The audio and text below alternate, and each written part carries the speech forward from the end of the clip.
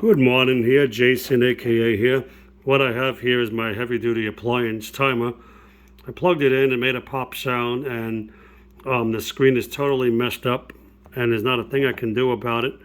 I went over the board, I looked over the solder connections, and I was testing these components, and we have a bad battery on the board, and the board also went pop on that component right there, which says 02 and 03. And I looked over the solder joints, reflowed them, and they look good.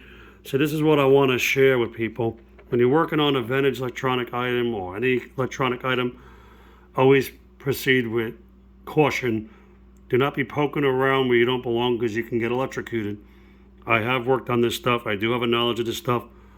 Understand it's going to take a lot of patience, a lot of troubleshoot and diagnostics, be able to diagnose what the problem is.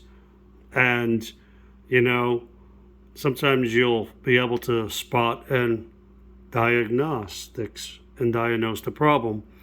Now, any one of these components can fail. It's not, I'll solder these new components on here and that fixes the problem. There could be shorts on the board. There could be damaged traces of the board. As you can see, the board's in very good condition.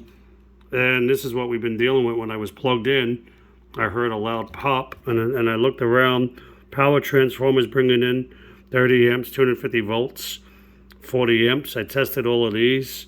These are for the outlets. Everything's good. I went over those components. And what we came up with on this board, we have a 40 milliamp, 1.2 volt, nickel metal hydrate battery that not only caused damage on the board. You look at right down here, C2 shorted as well, and Q1. Now, this is what I tell people: when you deal with electronics, you got to know how to troubleshoot. I did flow the solder, and that didn't solve it.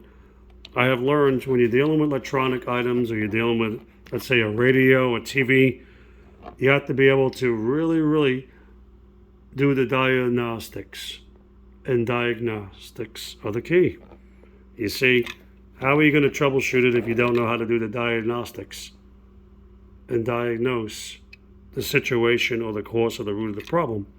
You see, now, electronics take a very special knack. Doing this type of work, you got to always be safety. You could have capacitors on the board that can pack a punch and really jolt you. You got to short the capacitor on the board so you don't get zapped. And no, one component doesn't solve all. I'll just change all the components on the board. I understand you troubleshoot, and here's the back of it. And this is not even a month old. And this is the 3-prong. There's your ground. There's your hot. And so on. So, right here. 600 volts. It's a thick wire. But this is what an inside of it looks like.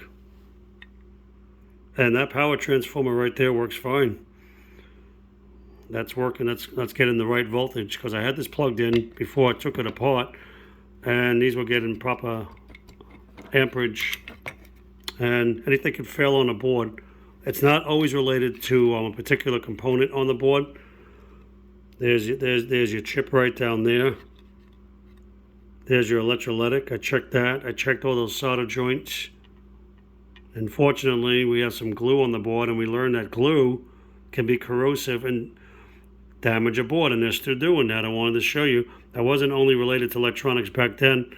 I remember seeing batteries soldered in, and I saw this on VCRs when you would have the memory that would solder a battery on the board, and when the battery would leak, it would damage the traces on the board. It's a bad practice to do. I would have had a slot on the backside as you could change the battery. This is an EOL. This is my timer, and it wouldn't function. The board failed up here as well, and this board is shorted. And I went over these solder joints. They're all good. There's the solder joints I did right there on top. And what also went out on this board was one of these components right here. If I can get the camera to focus. 1KR1 that's shorted. And this is what can happen. Now, when you have a damaged board or you have a short on the component, you got to find out where the shorts are. I was able to look over the board. I tested all the components. And I'm going to say this, lesson learned. You have to be able to cover all areas and not just one particular area of the board. You know, I was watching a video that I really enjoyed about this guy that restored this black and white television, and we learned a lot of things from that TV video, didn't we? We learned, you know, one issue is not just related to one particular area of the board. There's many things that make up the board, and there's different components on the board. You know, I like TVs, I like radios. I've always enjoyed vintage stereos, you know, the old stereos and record players, and you know, so I'm going to wrap the video up. This is my timer. Hope you guys got something out of this today. That's Jason here.